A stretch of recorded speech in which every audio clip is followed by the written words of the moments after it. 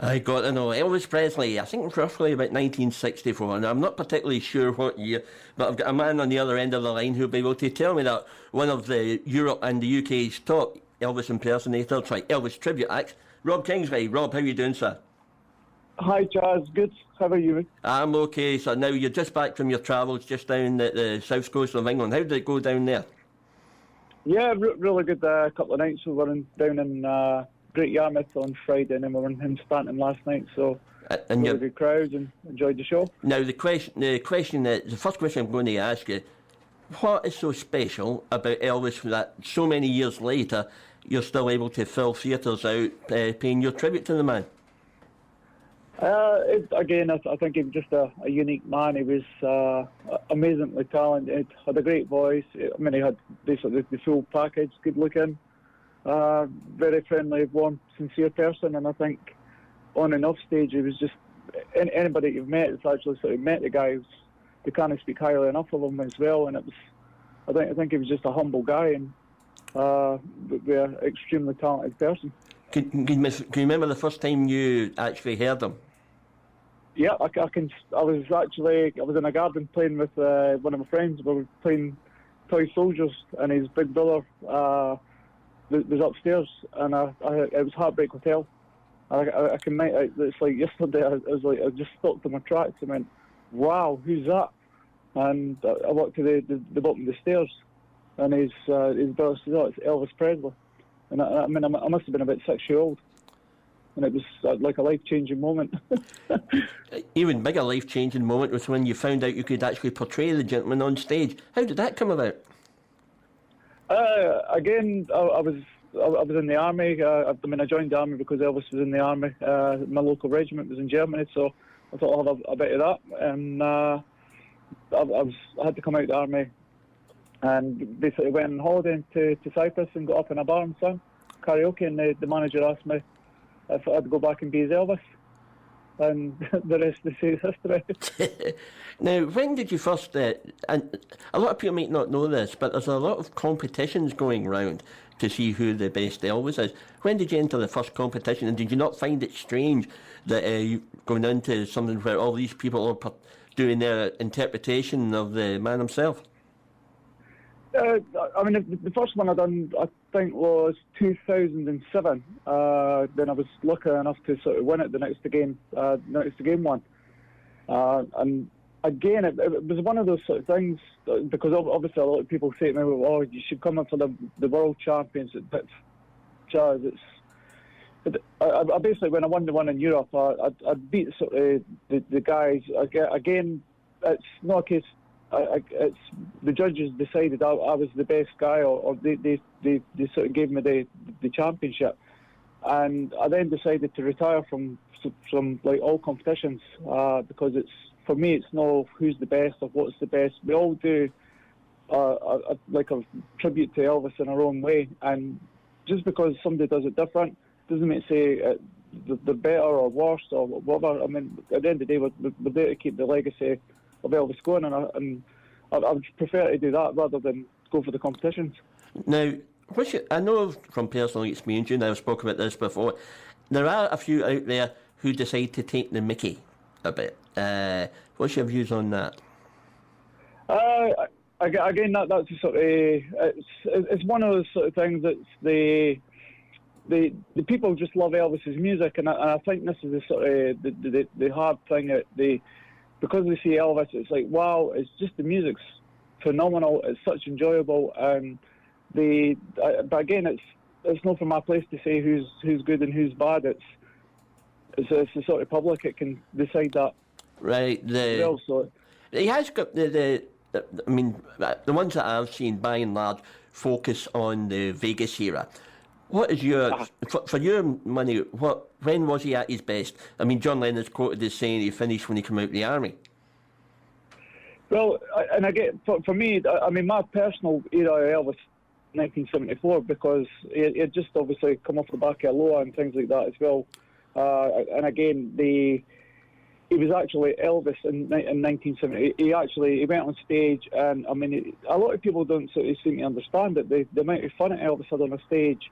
And like with the band, I mean, they had water pistols on stage. They were he was always clowning out about with hats. He had the monkey on his back, and all that sort of really kicked off in '74.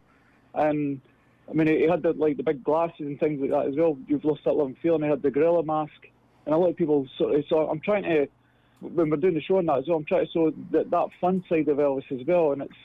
And again, this is why I like to have the humour with the audience, and there's no like telling jokes and things. I try and do the humour the same way as Elvis would do. So, like, again, I've done You've Lost That Love and Feeling. I'll put the big sort of Blackpool glasses on and then turn round. But again, Elvis done that, so I'm trying to replicate some of the things that Elvis did to give the people the more knowledge than the sort of 3 DVDs that most people know. Yeah, it's even when one thing that they all seem to do is when John Suspicious Minds, when they start saying, "I hope the suit doesn't tear up," all that kind of stuff. That was the type of humour he was. He was ad-libbing his way through it. Now, when did you first come up with the idea of the show Vision of Elvis? That was obviously we were in Cyprus, and I was doing sort of the backing track shows, and I thought, right, I wanted to really sort of take this to another level and basically get a band and things like that as well. So we came back to the UK. So again, I think it was when we came back, sort of 2008, 2009. That's when we sort of started putting the show together. But again, I was only doing I was doing the Madison Square Gardens in the first half, or that's the way it is, and then doing like the Aloha type thing in the second half. Whereas now I've lost more weight and things like that, so I'm now sort of doing the young right through from the 50s, 60s, and obviously the 70s. So I mean, I'm doing 6 costume changes, as you know, during the show as well. So. And again, it's like I was in the army for like 14 years, as I said. I mean, I was a recruit instructor. And now I'm more concerned about my diet, etc., than what I was when I was in the army. And it's like, people are like, you're crazy. But again, I want to, that's the last thing I want to sort of portray as like a fat Elvis and things like that. But everybody, that's a sad sort of, a lot of people have got the image of like the fatter Elvis. But I mean, even like in 1974, 75, I mean, he was still 32, 34-inch waist.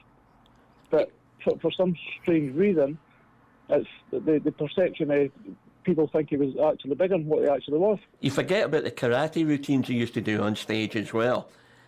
And some of these leg stretches he used to do, I'd like to see the ones who knocked him have a go at that themselves. If I tried that, I would need a crank to lift me back up on my feet again.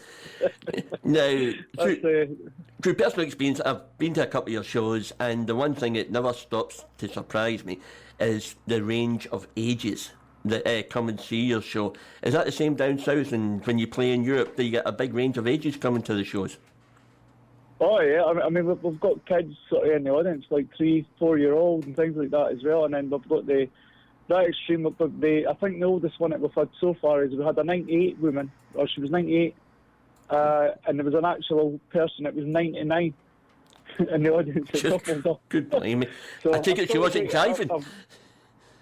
I've still to break the 100 barrier, so I take it she wasn't jiving, that lady, no?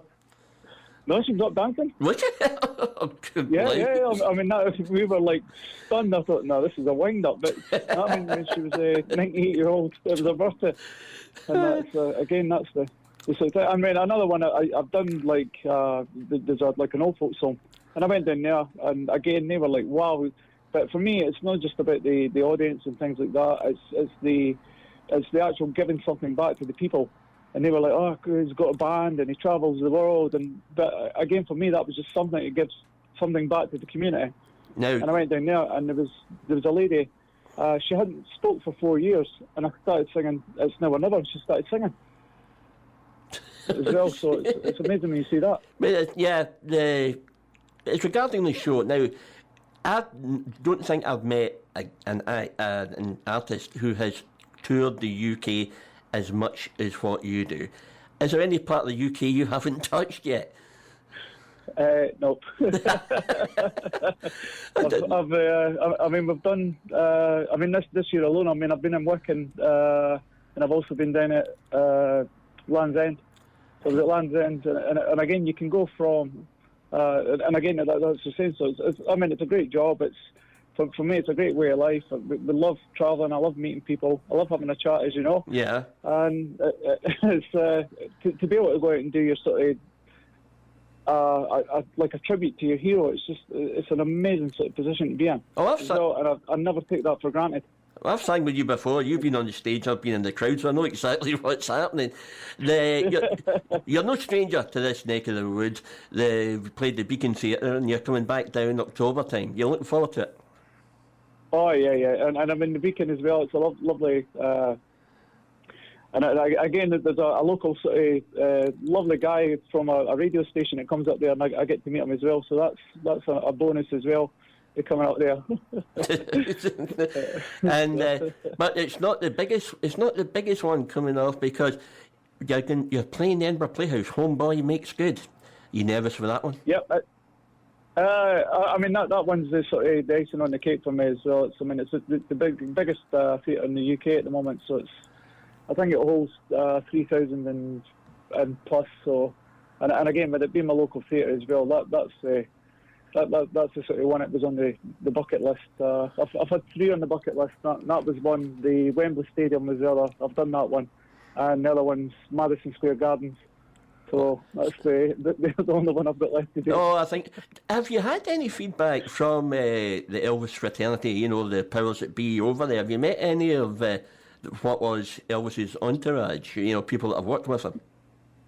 Yeah. I mean, obviously we've been endorsed by Ed Bonja as well. I mean, he was the photographer and also the road manager for Elvis as well. I mean, I've met Charles Stone. He was very complimentary. I've met the TCB band several times. I mean, John Wilkinson came a business card from me as well. Right. So that was quite a compliment as well, and it was.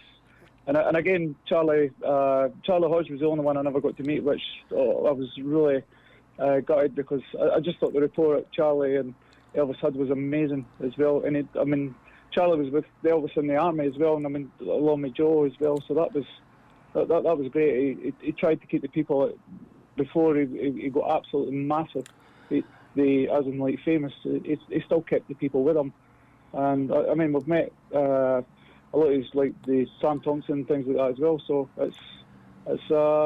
it's good when you see the people that were actually with Elvis, and it's just amazing to see they're going back like 40, 50 years, and it's just the love but you can see the sort of twinkle in their eyes what was it like when you met Elvis and you see them and they always smile when they and again it's just nice to be part of obviously being able to talk to these people. Nothing but good memories they have.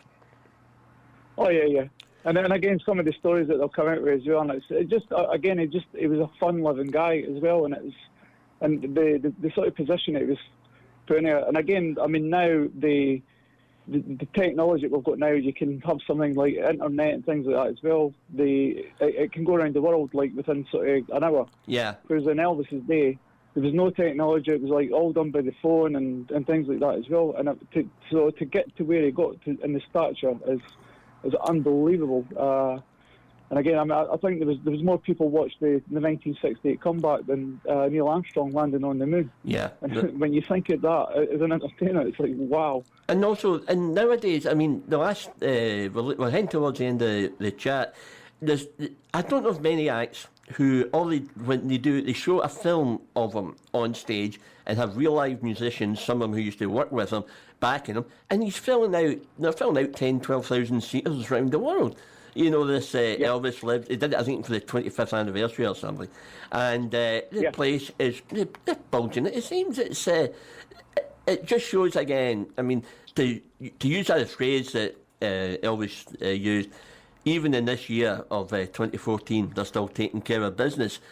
Now, hardest question I'm going to ask you, you've probably been asked this so many times, what's your favourite Elvis song? Do you listen to it and to perform? It's always American Trilogy. That was the...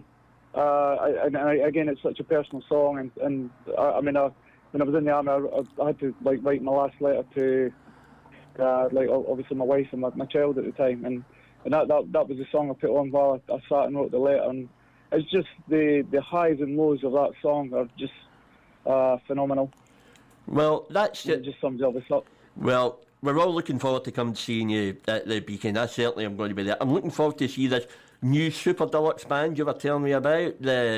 It's close to the real sort of instrumentation that Elvis had on the stage. You've got your female backing singers, and I think, did you say you've got a brass section for this one? Yep.